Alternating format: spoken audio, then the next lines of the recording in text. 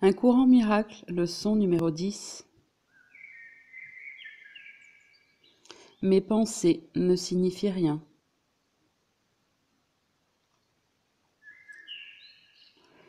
Cette idée s'applique à toutes les pensées dont tu es conscient ou dont tu deviens conscient pendant les périodes d'exercice.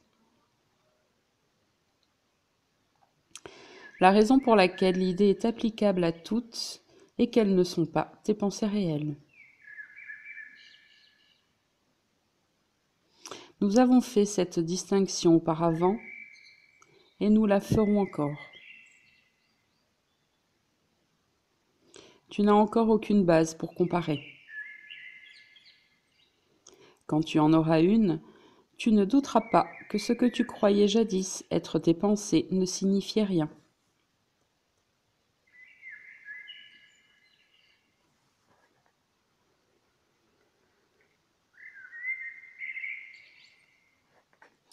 C'est la seconde fois que nous utilisons cette sorte d'idée.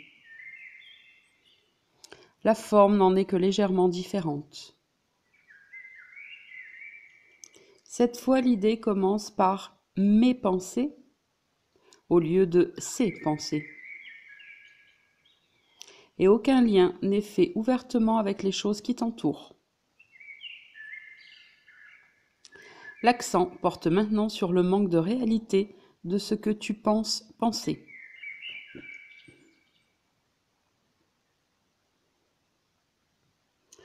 Cet aspect du processus de correction a commencé par l'idée que les pensées dont tu es conscient sont insignifiantes, à l'extérieur plutôt qu'à l'intérieur.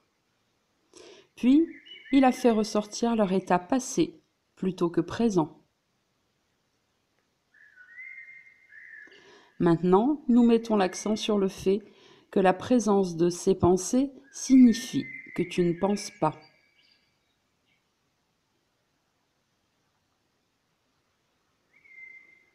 Ceci n'est qu'une autre façon de répéter ce que nous avons dit plus tôt, à savoir que ton esprit est réellement vide.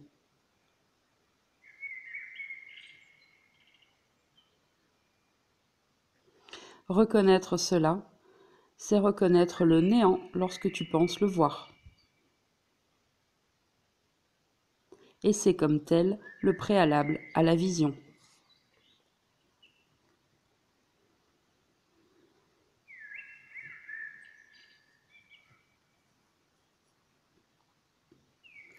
Ferme les yeux pour ces exercices et commence-les en te répétant très lentement l'idée d'aujourd'hui, puis ajoute. Cette idée aidera à me délivrer de tout ce que je crois maintenant.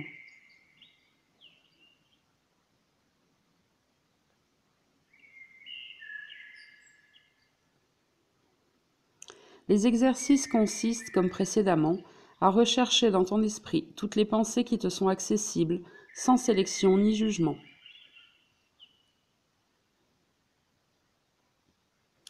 Essaie d'éviter toute espèce de classification.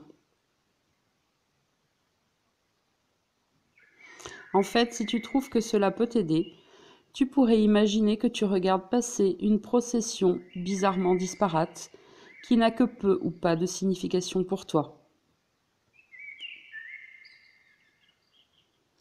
Tandis que chaque pensée te traverse l'esprit, dis « Ma pensée aussi au sujet de ne signifie rien. Ma pensée au sujet de ne signifie rien. »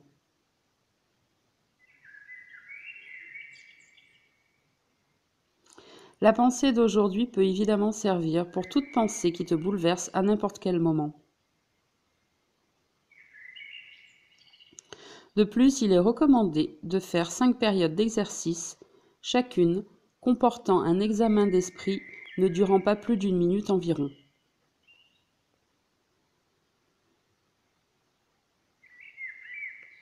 Il n'est pas recommandé de prolonger cette période de temps et elle devrait même être réduite à une demi-minute ou moins si tu éprouves un malaise. Souviens-toi toutefois de répéter lentement l'idée avant de l'appliquer concrètement, ainsi que d'ajouter « Cette idée aidera à me délivrer de tout ce que je crois maintenant. »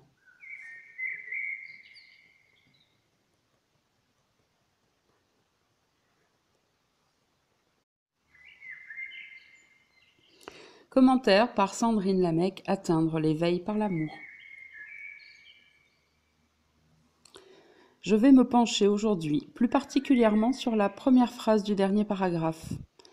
Car alors que vous commencez à peine à lire cette leçon et avant même que vous vous mettiez à faire votre première période d'exercice, il est fort probable que vous commenciez à vous dire tout d'abord que c'est un peu fort quand même tout ça, et que certaines choses que vous avez à faire aujourd'hui vous viennent en tête. Et, sans trop vous en rendre compte, vous êtes déjà en train de faire plusieurs choses en même temps et de commencer à vous agiter dans tous les sens. Parfait, oui, parfait tout ça. Une fois que vous vous en rendez compte, voilà exactement le bon sujet d'exercice à traiter. Ce que vous vous êtes dit, pour reprendre mon exemple, eh bien sachez que ça, c'est une super pensée, voire tout un ensemble de pensées qui forment une conversation dans votre tête, à regarder et à utiliser pour les exercices du jour. Car je suis au regret de vous informer que vous ne vous êtes rien dit du tout. Vous pensez que cette pensée est la vôtre et qu'elle n'est pas la même chose que les pensées que vous allez prendre pour mettre en pratique la leçon. Faux! Cette pensée n'est pas plus la vôtre que celle que vous choisissez pour travailler.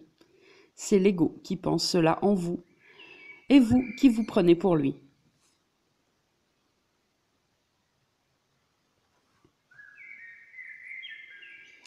Dites-vous que des pensées comme cela, plus vous avancez dans l'étude, plus vous allez en avoir et en voir. Des tas de pensées qui risquent de vous dire que tout cela est ridicule, que vous avez mieux à faire, que vous savez quand même quand vous pensez ou non, et ce que vous pensez dans votre tête.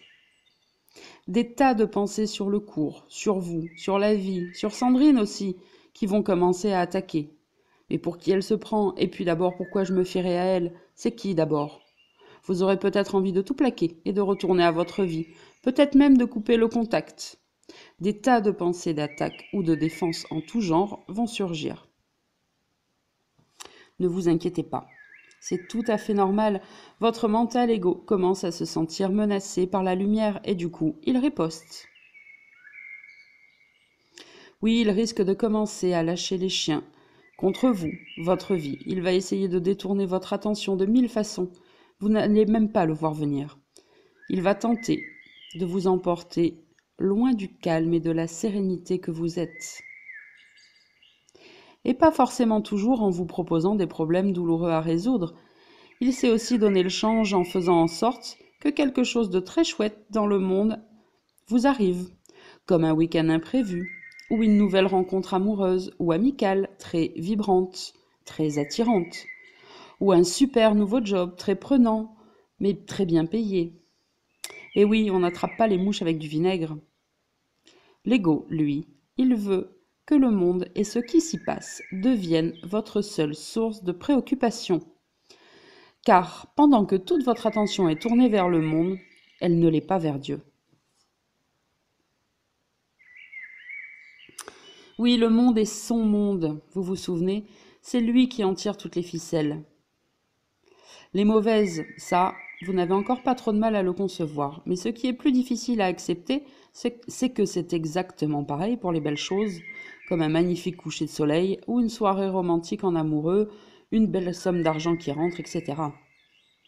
Tout cela est pourtant faux, vide, creux, insignifiant.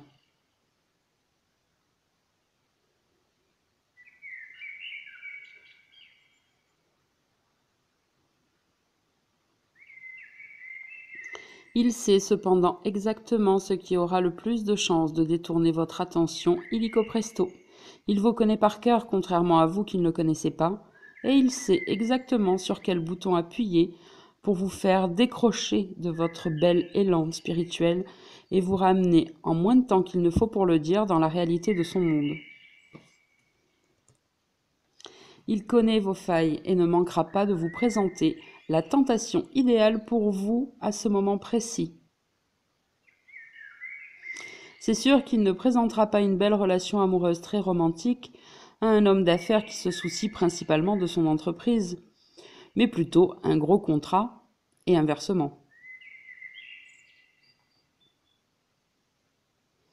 Alors il n'est pas question pour aujourd'hui de tirer de conclusions hâtives sur ce que cela peut signifier pour l'avenir de votre existence, pour le déroulement de votre vie. Elle serait forcément erronée car vous n'avez pas encore les bases nécessaires pour les étayer.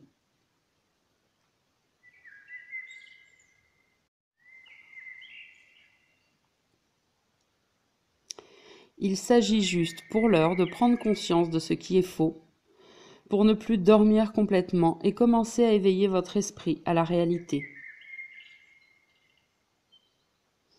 Vous comprendrez mieux et serez plus à même d'appliquer dorénavant cette leçon quand Jésus vous recommande d'éviter de ne pas utiliser toutes les pensées quand vous pratiquez les exercices.